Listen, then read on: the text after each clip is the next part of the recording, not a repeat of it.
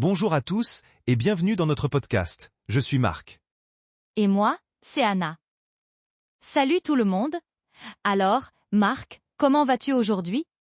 Je vais très bien, merci. Je suis un peu fatigué, mais je suis content d'être ici. Moi aussi. Alors, aujourd'hui, on va parler de nourriture. Haha, mon sujet préféré. Exactement. Le thème de l'épisode est « Décrire un plat régional à un ami étranger ». C'est très utile, non? Oh oui, imagine, ton ami visite la France et il veut goûter des spécialités.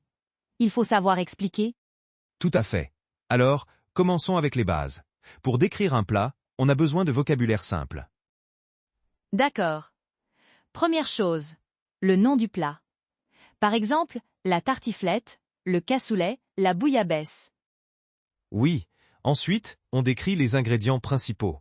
Les ingrédients, c'est, les choses dans le plat. Par exemple, pour la tartiflette, les ingrédients sont des pommes de terre, du fromage, des oignons et du lard. Voilà. Et après les ingrédients, on peut parler de la texture. La texture, c'est comment c'est dans la bouche. Hum, c'est crémeux, c'est croustillant, c'est tendre, c'est facile. Exact. Et bien sûr, le goût. C'est salé, c'est sucré, c'est fort, c'est doux. Ah, et c'est chaud ou c'est froid pour la température. Très important. Bon, maintenant, un peu de vocabulaire plus spécifique. Anna, tu es de Marseille, non? Oui, alors, je peux parler de la bouillabaisse. C'est un plat de poisson, typique de Marseille. Parfait. Décris-la pour nos auditeurs, comme pour un ami étranger. Alors, la bouillabaisse, c'est une soupe de poisson. Elle est, très parfumée. Il y a beaucoup de poissons différents, des tomates, du safran. Le safran, c'est une épice, oui? Oui, c'est une épice jaune, un peu chère. Elle donne une belle couleur et un goût spécial. La soupe est servie très chaude, avec des croûtons et de la rouille. La rouille, c'est quoi? Haha, la rouille est une sauce. Elle est à base d'ail, de piment et d'huile d'olive. Elle est forte et délicieuse. On la met sur les croûtons. Ça a l'air bon. Maintenant, moi, je viens de l'Est de la France. Je peux parler de la choucroute. Ah oui, la choucroute. Beaucoup de gens connaissent le nom, mais ils ne savent pas ce que c'est.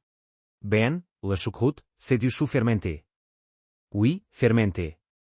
Mais ne t'inquiète pas, c'est bon. Hahaha, ne t'inquiète pas, est une phrase très importante quand on décrit un plat étranger. C'est vrai. Donc, avec le chou, il y a des saucisses, du jambon, et parfois de la viande de porc. C'est un plat très copieux. Copieux? Oui, copieux, ça veut dire, qui remplit bien l'estomac. On mange ça en hiver, c'est réconfortant. Super. Alors, pour résumer, nom, ingrédients, texture, goût, température. Et une petite phrase rassurante. Exactement. Maintenant, parlons des situations. Parfois, il faut expliquer comment manger le plat.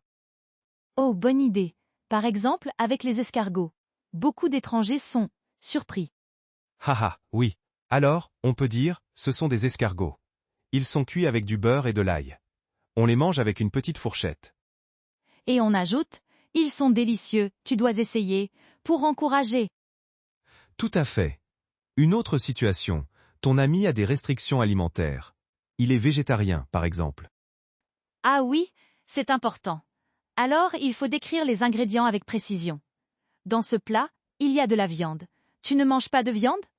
Alors, ce plat n'est pas pour toi. Ou on peut proposer une alternative. Tu es végétarien? Alors, je te propose une tarte aux poireaux. Il n'y a pas de viande. Parfait. Bon. Je pense qu'on est prêt pour un petit dialogue, non? Montrons un exemple concret. D'accord.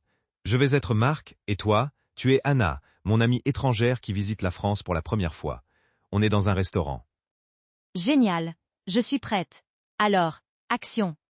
Alors, Anna, tu veux goûter un plat typique de ma région? Oui, avec plaisir. Mais, qu'est-ce que tu me proposes? Je te propose la tartiflette. C'est un plat de Savoie, dans les Alpes. La tartiflette? C'est quoi? Le nom est rigolo. Haha, oui. Alors, c'est un plat avec des pommes de terre, des oignons, du lard et beaucoup de fromage. Du fromage? Quel fromage? C'est du reblochon.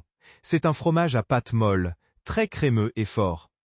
Mais quand il est cuit, c'est doux et fondant. Et c'est chaud? Oui, c'est servi très chaud, sorti du four. C'est un plat d'hiver, très copieux. Après, tu n'as plus faim. Ça a l'air bon. Et, comment on mange ça? Avec une fourchette? Oui, avec une fourchette. Et souvent, on mange une salade verte avec. C'est délicieux, tu vas voir. D'accord, je fais confiance. Je prends la tartiflette. Super.